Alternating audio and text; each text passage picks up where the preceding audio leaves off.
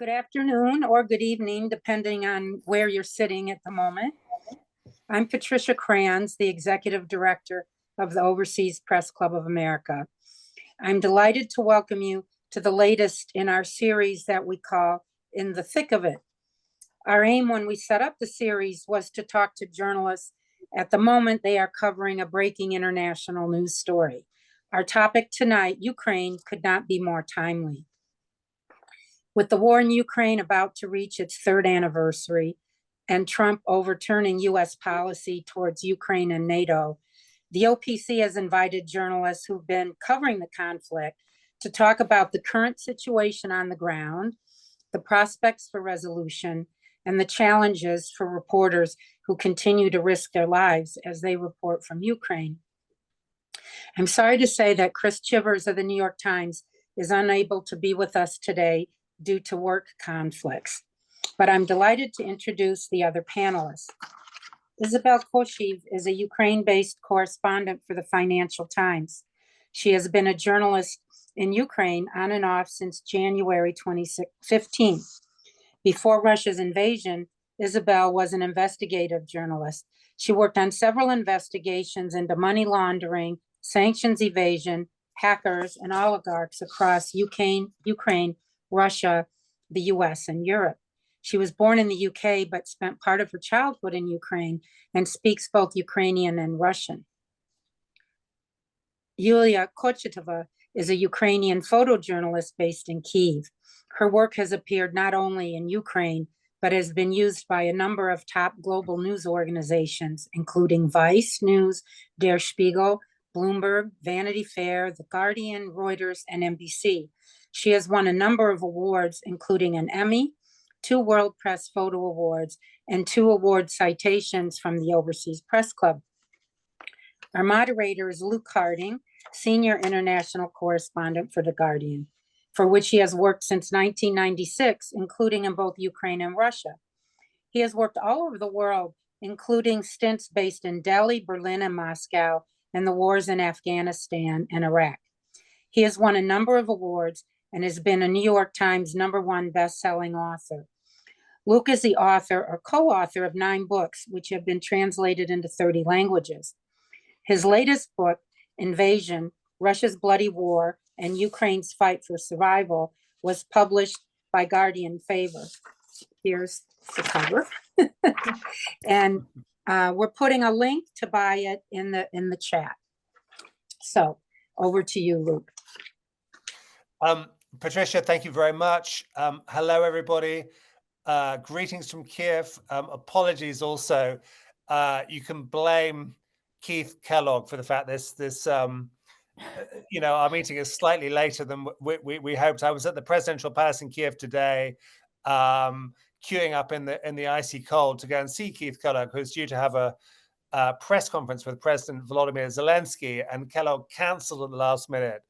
And I've just been scrambling to file my story for The Guardian. But I'm really delighted to be in conversation with Yulia and Isobel. I mean, they are both colleagues or former colleagues. And Yulia and I were just on the road. She can tell us about the trip we just did in a minute. But I mean, to be serious, this is a really feels like a really extraordinary moment in Ukraine's fortunes. I mean, we've followed the war going up and down over the past 3 years. There've been good moments and bad moments. This is a very serious moment, I think, for Ukraine. But just taking a step back, I mean, Yulia, how do you think Ukrainians are doing? What is their mood 3 years after full-scale invasion? How are you feeling, having covered this conflict from the very beginning? Hi, everyone. Are we starting the group therapy session with this question? Something I'm wondering. I would probably have one important and short thing to start with. Timothy Snyder recently wrote an article, a really powerful one, titled Peace or Partition. And he has one statement mentioning US-Russia talks, saying that if you are not at the table, you are on the menu. And I hope we as journalists who are covering this ongoing war will not just repost this menu, slightly spicing with Russian or American propaganda. And we are responsible as journalists for providing the full context and the background. And that's how I feel as a reporter and as a Ukrainian. It's definitely dark times here, but I would say that we as Ukrainians went through so many dark periods across the modern history. So this resilience is a strong part of our common identity. And I would say that if I would be not Ukrainian origin, I would not cope with all this hell. But while I was born here, while I was covering the Revolution of Dignity in 2013, 2014, when I was a student, and then when Russians invaded Crimea and the war started there back then in 2014, the full decade started when I was 20. So I just get used to the fact that I'm living in the hurricane, and that's the part of my world and the modern world.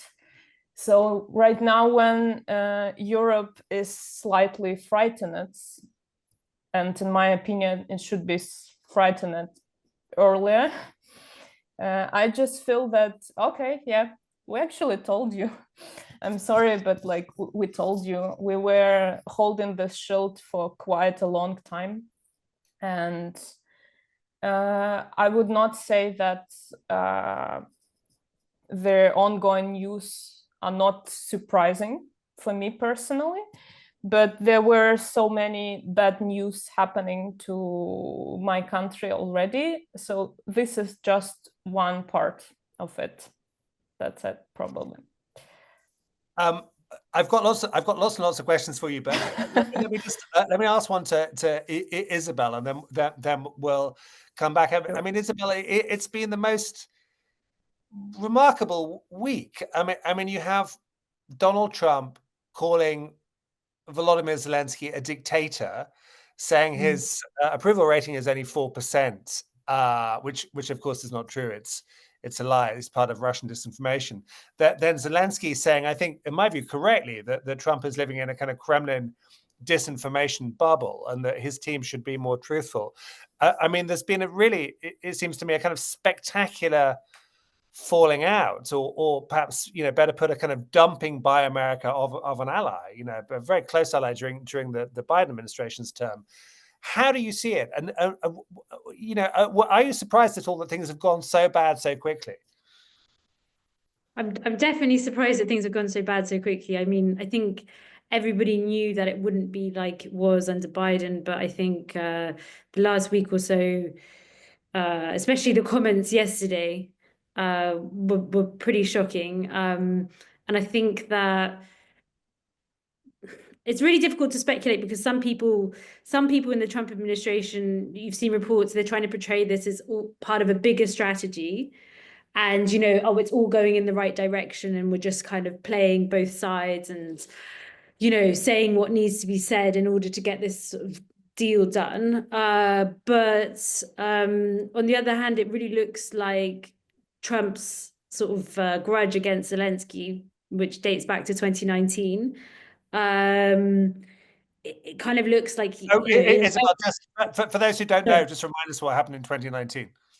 Well, so in 2019, so Zelensky was the reason why Trump was, there was the impeachment push over to Trump, and I think Trump has never forgiven Zelensky, and it looks at the moment like the US is colluding with Russia to sort of get rid of Zelensky, pushing for these elections, and Ukrainians are saying, well, there will be elections at some point, but they're not sort of gunning for elections during martial law at all. There's not really been, any kind of majority push towards that at all. And since that's come out in the last couple of days, since the US has started repeating the line again and again, Ukrainians are coming back again and again and saying that's not what we want to happen. Because historically also, I think it's worth pointing out that Russia has always used Ukrainian elections as a chance to interfere. Ukraine is, if there was a sort of an imaginary factory of Russian influence campaigns, like the Ukraine department would be the largest one. Like they have the most employees on that one, and from candidates to black PR or whatever it is, I think there's a reason why Russia's pushing for it, and we might not be sure of how they might use it. But I think if we just take what's happened in the decades since Ukraine became independent, certainly they'd be looking to use it to their advantage somehow. So yeah, and I think it's interesting that the US seems to be pushing exactly the same message now. Yeah. I agree with all that. I mean, there's an incredible. I mean, they seem to be echoing each other. The way to which, for whatever reason, the Trump administration is repeating Kremlin talking points is absolutely is striking. I mean, just to sort of move slightly away from this week. I mean, tell us a little bit about your method. I mean, you've been everywhere. You've been on the front line. We were discussing on our car journey south, which perhaps you want to talk about your trips into the Kursk region of Russia. This is where Ukraine 6 months ago staged a mini and surprise counteroffensive and seized a chunk of Russian territory, and really against the odds has been holding onto it. I mean, you've been there. You've been everywhere. How do you work as a journalist in Ukraine? How do you get good stories, and how do you stay alive? There are all different answers to your questions, I would say. Okay. It's a complex one.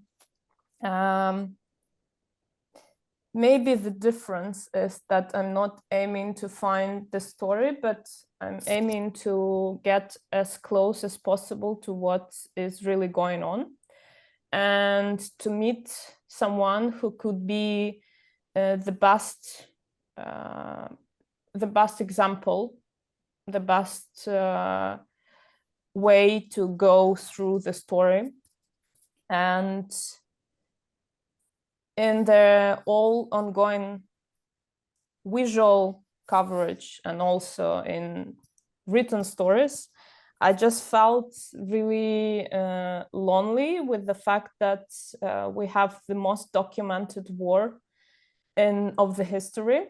And we have TikToks from trenches, and we have satellite images used. We have amazing maps and infographics. We have drone images from bombed and ruined Ukrainian cities, but do we really have a human in all these stories? So the method, if to say shortly, would be just find a human and get as close as possible to the human, because I truly believe that we should stay personal in all our reporting. We should keep sharing personal stories more than trying to have the wider look over the story. In terms of our recent trip, it depends that the story is online already or not. No, I know. Well, I think you can talk about it. I mean, it's going to appear tomorrow, so I think we're too late. I don't think there's time for us to be scooped. Yeah, we went for the future lithium mine in Ukraine, which everyone is talking about, these amazing resources, and everyone is interested in. So it's kind of a special feeling to stay in the field, which is literally everyone is talking about. But visually it doesn't look that spectacular, even when the weather was nice. And what you was asking about Kursk, I would not say that for me as for person it was something I badly wanted to cover. I felt inconvenient reporting from Russia under Ukrainian control, let's say like this. But it's the part of the ongoing story. It's the part of the way, and I was just trying to get as close as possible. And coming back to a question, how to deal with this, how to stay alive, sometimes it's about luck, and sometimes it's about to say no to the places and invitations which seems too risky. I also accept, I just accept the fact that I could get injured or get killed. That's part of the job. And but I would not recommend anyone to rush too close. We had too many bad stories already about our colleagues who unfortunately were killed during covering this war and sacrificed their lives for this. I also have this internal feeling that I should find a human and I should get closer to this human, and internal feeling that that's my country, that's my story, and that's my war, which is happening. So there is no other way or other mission which I would find the more acceptable for me personally. I remember then when revolution happened, the friend of mine put the vest with the Red Cross, and I was asking, like, are you a medic? Do you know how to help people? And he was like, no, but I think that when there is revolution happening, you should find your place and you should find your role. So I'm probably gonna be a medic. And for me, that was obvious that I'm gonna be a journalist and I'm gonna report with my camera, no matter what. Isobel, you and I have been on the front line together. In fact, one of my most memorable trips was when we got shelled. I can't remember if that was your fault or my fault, but I mean, tell us about some of your, you know, some of the places you've been. I mean, you've been everywhere, and also about your method and your attitude to risk. I mean, is it the same as Julia's? I mean, how do you see it? I mean, because you work for the FT, the Guardian, the Washington Post. You know, different foreign editors, perhaps with different demands. I mean, what's your view about frontline work? Well, I mean, definitely compared to photographers and compared to Yulia, I'm sure I haven't done anything nearly as dangerous. I mean, for me, especially the last year or so at FT, they're not so keen on going right up to the front. That's not what they really want. But the first year, especially the first few months when I was at the Guardian, that was probably the most dangerous, because you know, especially the first month when the front line was just moving around Kyiv region and you weren't sure where things were necessarily, or where, you know, where the Russians were. We also visited Kharkiv in March, and that was I just remember everywhere we went, basically everywhere we went was bombed, and pretty much the same day that we were there. And it was really, really, because the artillery was very close to the city. And so that was kind of very frightening. But since then, I've kind of been going less and less. And that's partly because of the way that, you know, I think at first editors also didn't necessarily know where the risk was and where, you know, what was dangerous and what wasn't. And the same thing with insurance. And I've been really lucky to work for publications which have insured me. And so, yeah, it's been less and less dangerous for me personally. But I know that for other journalists going to the front line right now, it's totally different because of all the FPV drones, which can fly something like 12, even 15. I mean, Yulia can probably tell you, but behind the front line. So it's kind of pushing journalists further and further back. Same thing with hotels, like starting, I guess it was, when was it? Was it summer 2023 when they started to bomb all the hotels in the frontline areas? And it was Yeah, kind they start 3 with months. Druzhba in Pokrovsk, Yeah. right after they hit Ria, this pizza place in Kramatorsk. In a week, they hit Druzhba Hotel. And basically that also really, scared editors, journalists, but also made it logistically very difficult for a lot of journalists to go there and report. Not impossible, but just you have to drive 3-4 hours, spend a few hours in one place and then drive back. Like some journalists stay overnight, but not everybody can do that. So yeah, and then our famous trip, Luke. Yeah, I mean, those are definitely the days as well. I think at the beginning, you should explain what happened, or do you want me to? I can explain. I can tell my version of the story. Okay. Well, we were going to visit a soldier who actually texted me the other day. So he was the owner of a hotel in Konstantinivka, the hotel, I think it was Europe. And he and his son went to fight. And we were going to meet them in Mariinka, which at that point was half controlled by Russia, half controlled by Ukraine. It's just like a small town along the front lines. And we were kind of driving down and we got stopped by the military and they said, "Are you sure you want to?" And I was like, yeah, they're going to meet us. And I thought they were going to meet us at the checkpoint just after where we were, but we were driving, and we couldn't see them. And the closer we were driving, we were basically almost in the town, and then we met them and got shelled, and then decided to get out pretty quickly. So we didn't actually end up doing the interview. But he texted me the other day. He's in Austria now. He was injured, and yeah, so he's living there. And he said his hotel is completely destroyed, but his house is still standing.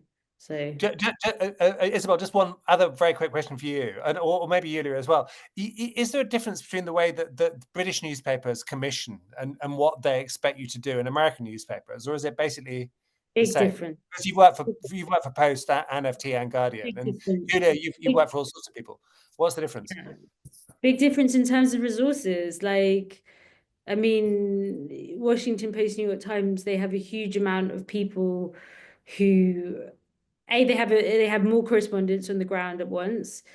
They have fixers, producers, photographers for, especially in the early, like first year or 2 years, for almost every correspondent. They have armored vehicles. All of the publications have security, all of that kind of stuff. British newspapers, it's much more. I mean, it's better than a lot of European newspapers.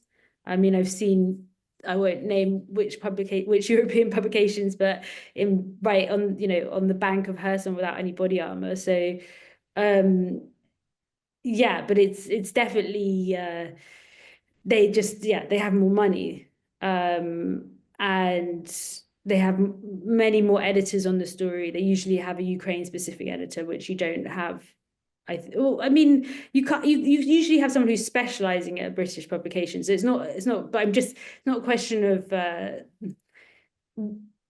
like abilities. It's more of a resource question, I would say. And in terms of story, I would say, obviously the US publications are very focused on the US angle of the story, whereas I think British publications, they're still taking a more global view, Europe, Britain, and the US. That's what I would say. Yulia, what do you think? I would say it never affects on my images, and it never affects who is the client or what media I'm commissioned with. I always same passion and same pushy for my work, for my personal projects, same for like British paper or for American one.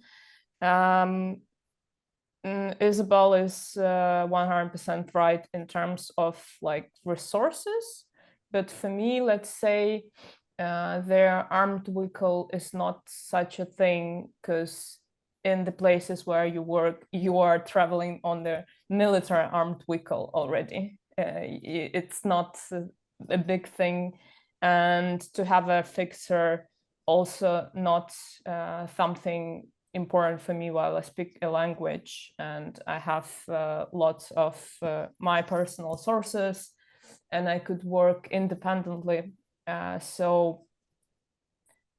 But image-wise, I've never felt that, oh, that American media prefers more blood or something like this. It never was like this.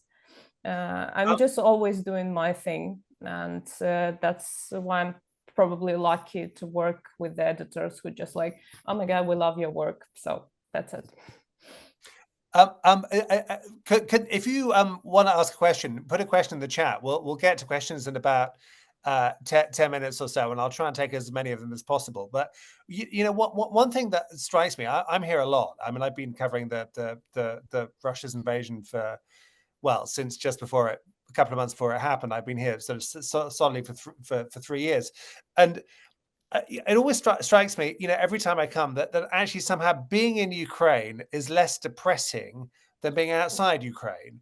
And strangely, paradoxically, the closer I am to the front line, the more cheerful people seem. I mean, I know that doesn't make any sense because there are bombs, there are drones, it's dangerous, but you sit with Ukrainian soldiers in their sort of forward control points, looking at live video from the battlefield, and you can see them. I mean, there's no way of, you know, making this nice. You can see them killing Russian soldiers advancing, being blown up, being droned, and so on. I mean, they are outgunned by the Russians, but they're still fighting. And my impression is that Ukrainian morale, certainly among frontline troops, is still relatively high. And for either of you, I mean, Yulia, Isobel, do you agree, or do you think actually demoralization is setting in?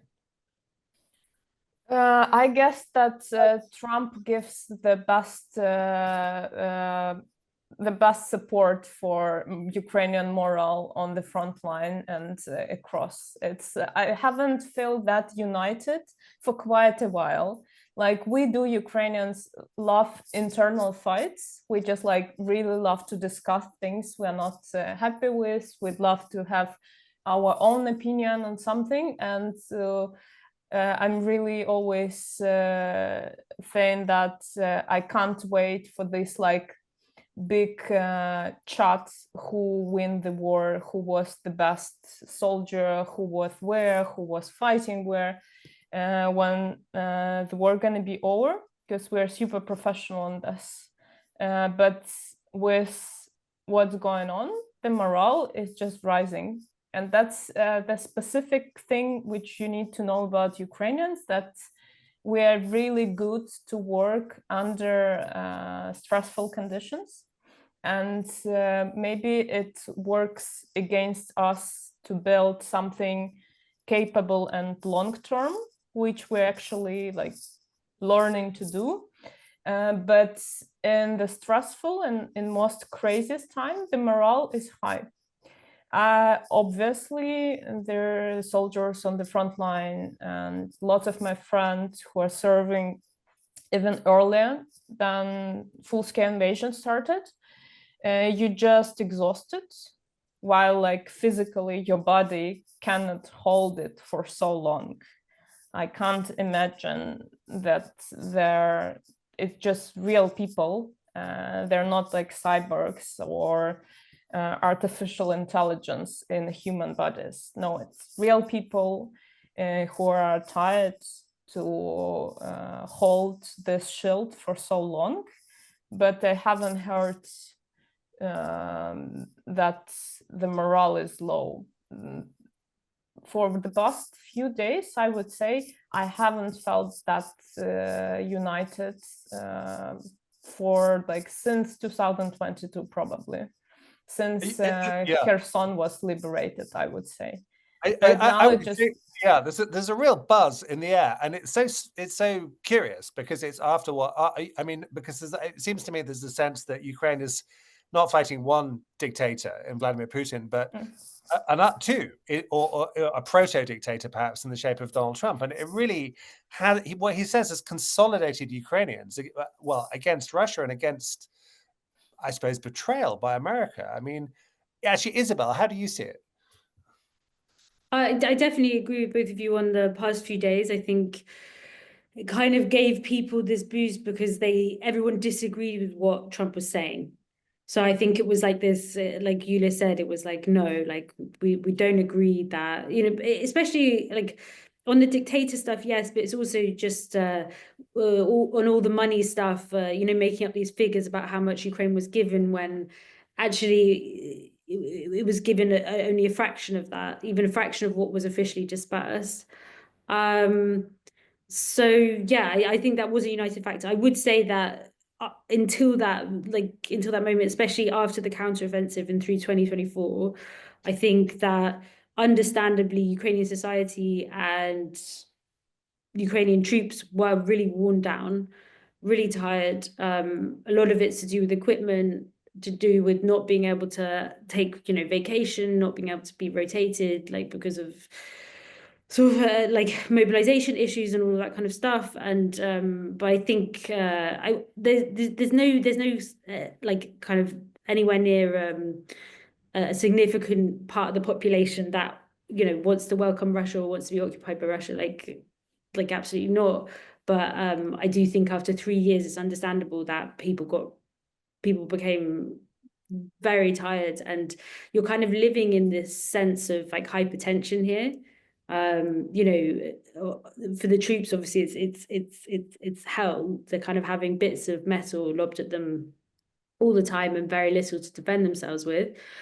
And they're outside and they're in the cold, and they're really suffering, and they're seeing people being injured and hearing about friends being killed. And then back from the front line, obviously a lot of people also know people who've died and have been killed and been injured. But I think it's even back from the front line where things may appear to be okay because restaurants are working, electricity is there at the moment, luckily.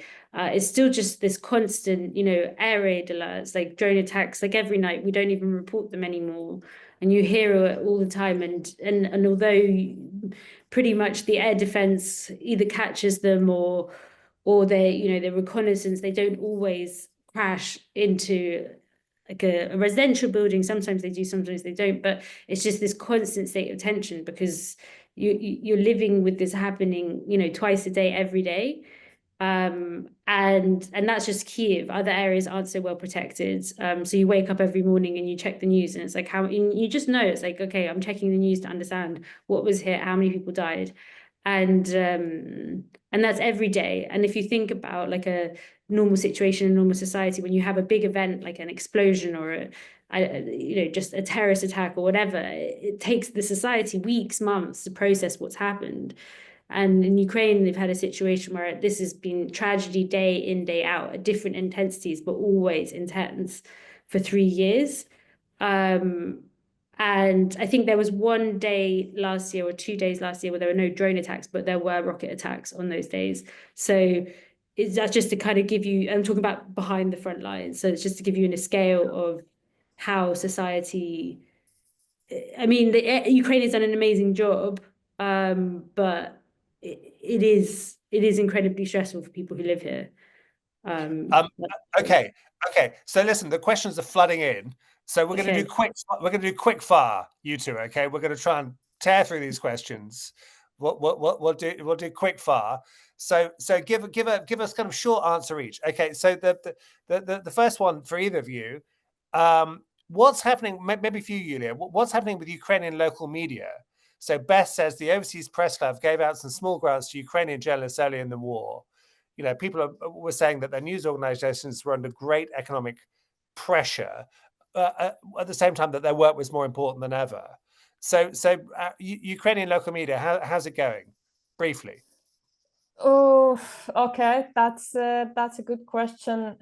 We have lots of regional independent medias which actually started to appear since 2014.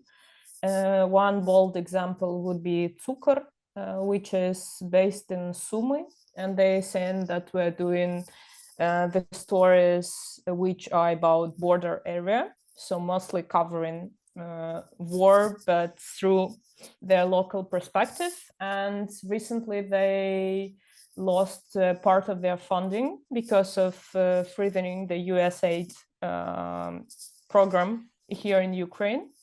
So they just look for another way to keep going, looking for local businesses who could partly sponsor them or so on.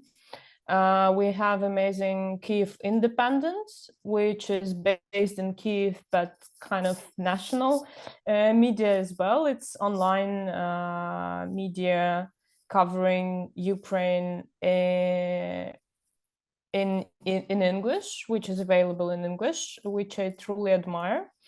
And I would say that it's not that easy to stay local, and it's not that easy to compete with anonymous Telegram channels, which cover different regions and regional issues as well. And I would say that local media are competing with Telegram channels mostly than with national media. But they all are doing this job despite of reality, not with support, but despite everything. And recently, for example, this Sumy-based one, they were just like raising donations to keep going. But the main thing which I admire in Ukrainian regional media is that they are all locals. They cover local news. They are as close as possible to the ground. And they're really highlighting these local topics, which never get the chance to appear in bigger national media. But this job, which regional colleagues do, is incredible. As well, we have Okay, stop. I mean, that's brilliant. No, but I just so Isobel, related to this, but also different, I suppose. Another question from Beth, which I think is really interesting, which is, how do you manage to be objective, in inverted commas, in your reporting in the situation from Ukraine? Because, you know, I just filed a story for The Guardian, and I ended up including a quote from Dmitry Peskov, Vladimir Putin's press spokesman, right at the bottom, but a man who spends his entire career lying about everything. And so the sort of paradigm that, you know, the traditional news paradigm of both sides, you have this side saying this side saying the other, you put it together and then you get an approximation of the truth. Doesn't, to my mind, doesn't really work with Ukraine, because one side lies and the other broadly tells the truth. I mean, Isobel, what do you think? Is your reporting objective? What is objective in this context? And briefly. Yeah, no, it's a big question. I think that it really kind of depends on what you're writing about. But I think, I mean, I think it, you know, being objective, it's more about, I think in journalism, it's more about searching for the truth, whatever that is. So if you're writing a story about who started the war, well, it's pretty easy to find the answers to that question and tell the truth about that question. And that's, I mean, that does thread through a lot of pieces, to be honest, because it is, in most of the coverage, you're kind of looking at, well, okay, well, if this person, you know, if Russia took its troops out of Ukraine, then there wouldn't be, do you see what I mean? So, like, yes, Ukraine has internal problems. Ukraine has corruption. You know, it's not the most efficient state, but neither is the UK. Let's be honest. But the point being, but does it deserve to be bombed every night and to be attacked every night, and you know, to have its citizens in the occupied territories be re-educated and put in various prisons for, you know, is Russia allowed to hold however many, like 7,000 Ukrainian soldiers in their prisons as prisoners of war, and however many civilians? No. Do you see what I mean? So I think it's kind of like if you take it very basic look, it's kind of like the, you know, husband beating up their wife, you know, maybe Putin perceives that he's been slighted, but does that give him the right to do this? No. So I think it's a moral compass thing more than anything. And, you know, and then I think you can do microcosm pieces as well, just about the internal situation in Ukraine, but bring it back out to the bigger picture at the same time, to be fair, to say, yeah, well, you know, maybe so X official did this, but does it mean that Ukraine's at fault for the war? No. Does that answer your question? Yeah. That's a good answer. Basically, our obligation, this is my view as well, is to the truth, rather than to kind of some idea of fairness which doesn't always apply. Right, another kind of, you know, on the ground question from William Holstein. Yulia, maybe take this, but again, keep it short. Is it conceivable that Trump will simply stop providing military supplies to Ukraine? I think probably yes. But if he does, I think we can agree probably yes. If he does, how long can Ukraine hold off the Russians? In other words, what is this year going to look like? You know, if and when the US stops giving assistance, which I think is guaranteed. As long as it takes, someone said in the past. What do you mean? I would say that are you like wanna hear the accurate number of months or years or whatever? I'm just not the one to put the prognosis. I would say that Ukrainians gonna hold as long as it's needed. And it's not a question, would we have US as a ally still or not?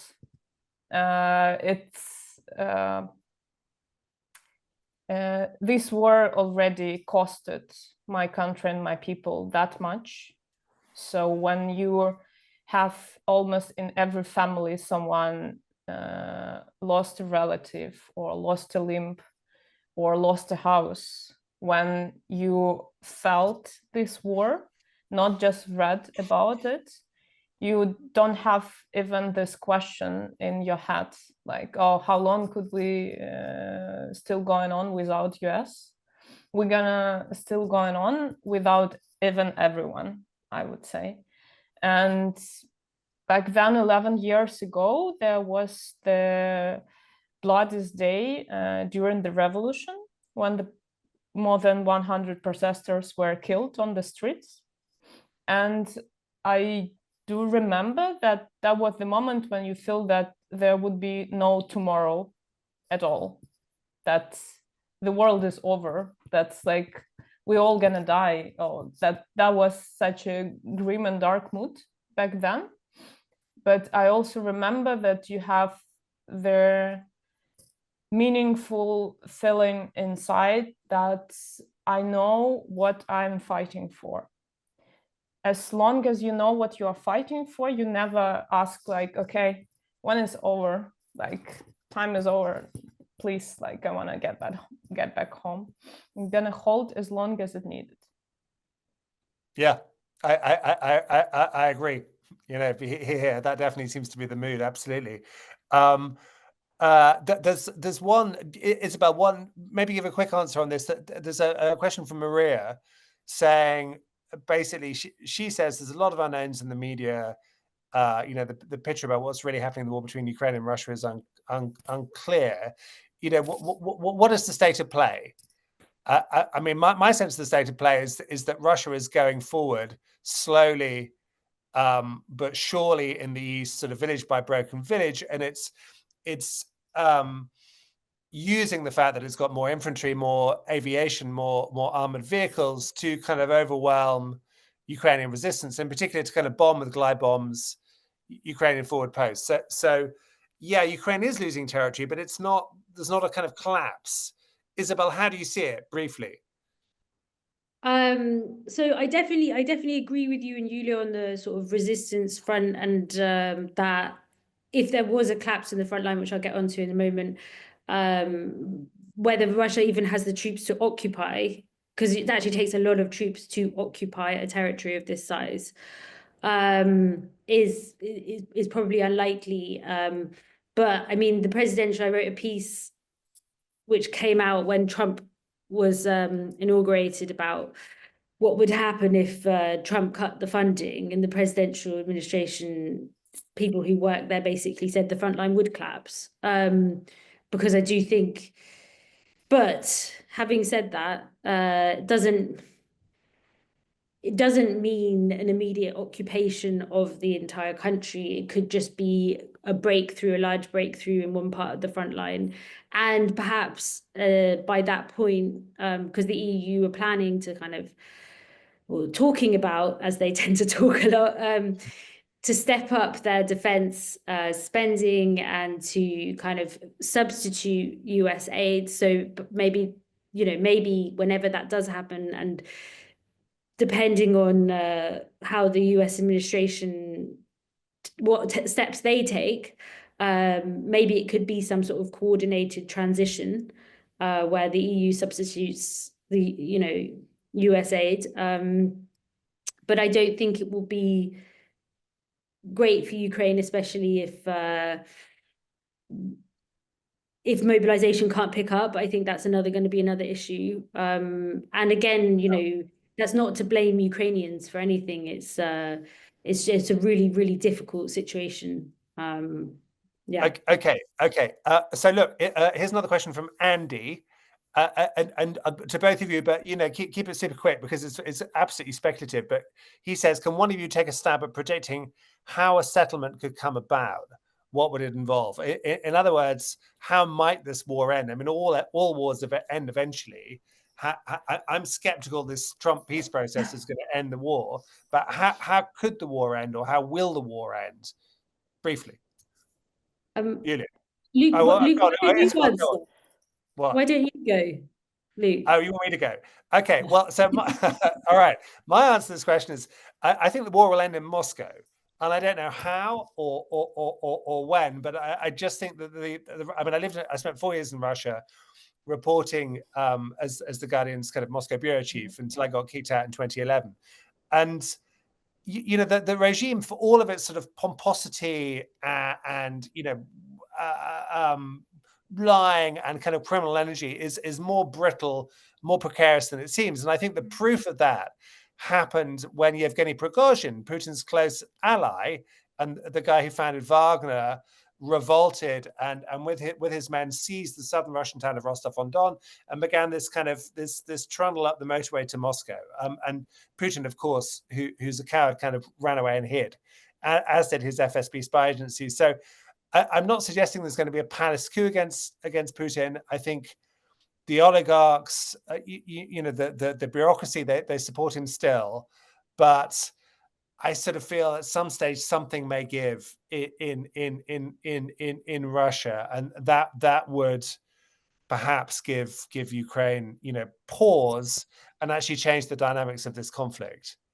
I don't know, Yulia, do you have a better scenario or a different scenario? I wish I have a scenario. The only thing I'm sure about that it's not gonna over this year, or even the next one. Sure, as it was started with such a huge amount of blood. It never ends quickly, and unfortunately, we already passed this 10 years period of time, so we would not be the first war in the modern history. So I also have a feeling about internal problems in Russia, and I'm wondering about Chechnya and Dagestan and lots of other national minorities which were repressed by Russians, and I'm wondering how do they feel and would they like to step in this fight. But it's not something what I or we all could control. Probably the only thing I don't truly believe that these talks and agreements will over the war itself, even in the active phase. I don't believe in this. In the nearest future, not at all. I agree with you. I mean, my view is that sort of Putin's goals for Ukraine are as maximalist as ever, that he basically wants to take as much territory as possible. He wants to get rid of Zelensky. This now seems to be a co-project with him and Donald Trump to kind of push Zelensky out and find either a weaker leader or a pro-Russian leader or someone else that can be undermined and manipulated. And, Russia has formally annexed 4 Ukrainian regions, including areas it doesn't actually control. But you can see that even if Zelensky were to kind of give those regions to Russia, then of course Russia would demand more regions, never-endingly. Okay, we're running out of time. If anyone else has a kind of question, stick it in the chat now, and I can try and get to it before we wrap up. There's one here from Andrew. Isobel, have none of the latest weapons supplied by the US and other NATO allies made any difference on the battlefield? In other words, Ukrainians have got a high-tech, American kit, or quite a lot of it, and yet they're still sort of losing, or losing a bit. Why? So I don't think I can speak to any specific equipment, but I can kind of give a general overview. Actually, you'd be surprised, how long the front line is in Ukraine. I mean, is it 600 miles? Am I right? Yeah, it's about 1,000 kilometers. Yeah. So if you're thinking about stationing equipment along there, you actually need a lot of equipment to kind of cover that front line. And the stockpiles ran out in sort of, what was it, like spring, summer 2023. And it started to move to just what could be manufactured abroad or manufactured inside Ukraine, which takes a long time and requires components which are often found in China and India and other places, which makes it very, very difficult for Ukraine and makes it very difficult for their allies. Plus, you've had like Russia buying up huge amounts of those components and supplies on purpose. It's 2 birds with 1 stone for them. So I wouldn't actually say that there is that much equipment. Like US equipment. I mean, it's still a crucial amount for Ukraine. But I think the issue is that manufacturing in the EU and the US and Ukraine, for a variety of reasons, hasn't kept up with the demand. At a time when Russia has kind of moved to war economy. And moved to war economy, has allies with, resource allies that it can get these components from, especially gunpowder. Gunpowder is a very big one. So Russia started buying up like the world's gunpowder supply in summer 2023, and it's and it's a battle for that just in on its own, but let alone other components. So I think that overall, the West has been able to resist Russia collectively with Ukraine, but it has shown a number of weaknesses in the way that defense spending and manufacturing and all those things. So does that help? No, it absolutely does. Okay, not so much equipment as one might think, because actually equipment gets damaged, has to be repaired, and there wasn't that much of it in the first place. I have a thought to share. You need no time. Well, I'm going to ask you something else very quickly from Maria again. Will Ukrainian troops take more Russian territory? And also, Roy is asking, can Ukraine blow up the Kerch Bridge? And I wrote a story last year based on a briefing I had from Ukrainian military intelligence saying that the Kerch Bridge was going to be blown up very soon, and it still hasn't quite happened. I mean, can Ukraine blow up the Kerch Bridge? Are we coming back to the question about weapons and different technologies and supplies provided? Because if we would say about deep strikes, about like hits on the Russian territory, far away from the actual front line, yes, we do, and that like Ukrainian side is pretty, let's say, successful in achieving these results using not only Ukrainian technologies but other technologies as well. Could these technologies reach Kerch Bridge one day? Yes, for sure. but it would not be discussed on the Zoom among foreign reporters before it's going to happen. So we all respect our sources, especially those who'd love to stay anonymous. That I would say. And about like their possible operation on Russian territory, yes, for sure. Like if we would have, if Ukrainians would have capacity for this kind of push, yes, and I think that the main idea and the main engine among Ukrainian troops to fight on the Russian territory is just to feel fair. That's something what I felt talking to everyone who was involved in the Kursk operation. They were like, yes, finally, Russian war comes back home. Now you need to have a look, and now you have to pay back what you've done so far.